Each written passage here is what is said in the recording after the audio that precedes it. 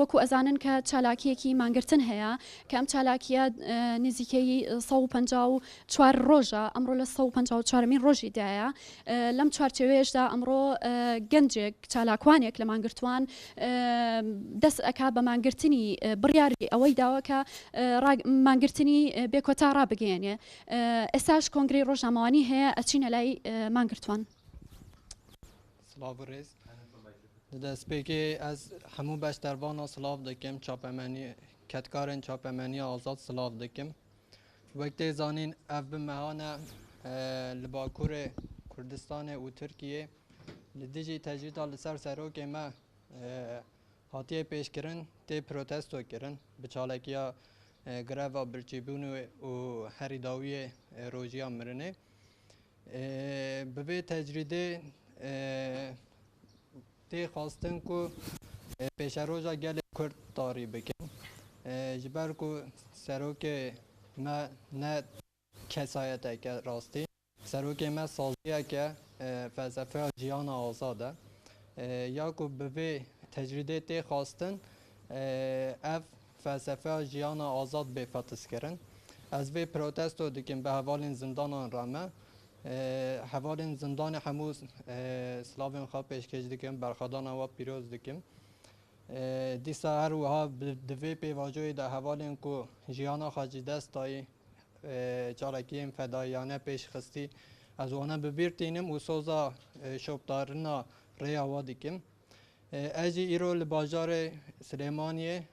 ji bo piştgiriyê bidim vê çarekiya hevalan û protestokirina tecrîda li ser rêberê me Birêz Abdullah Öcalan protesto bikim dikevim rojiya mirinê encam çi be bila bibe heya ku em bi ser nekevin em dest ji vê çalekiyê bernadin û muxatabê me tenê îro rêberê me Birêz Öcalan e tenê ew dikare vê çalekiyê bide sekinandin çalekiya me ya ku li zindana dest pê kirî çi qas aliyê dewletê pêngav paş ve hovê tibe jî negihaye armanca xwe ya esasî ji ber ku tecrîd heta dawiyê ku zelal û şêmber bê rawestandin û serokê me bi perspektîvê xwe dîsa gelê Kurd re parve bike û malbata xwe re wek rûtîn hevdîtinê xwe pêk bîne û ji bo mafên xwe yên normal em bêjin jiyan bike ez dest vê evê bernadim çalekiya rojiya mirinê ji bo hemû hevalan jî spas dikim. Navê min Mervan Memduh Özdemir ez li Bakurê Kurdistanê bajarê Colemêrgê me nêzik 6-7 mehe ez li Başûrê Kurdistanê me îro jî hatime li Silêmaniyê dest bi vê çalekiyê dikim. Başûrê Kurdistanê dîroka wê tê zanîn rastî Başûrê Kurdistanê pir bedel daye heta îro bi 50 sala berxwe dide û bi rastî dawiya vê berxwedanê jî destxistiyên serfiraz dest girtine baweriya min ew e ku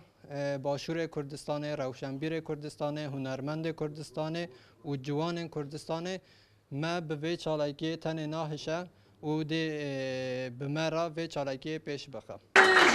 Berxwedana zindana, bêjî berxwedana zindana.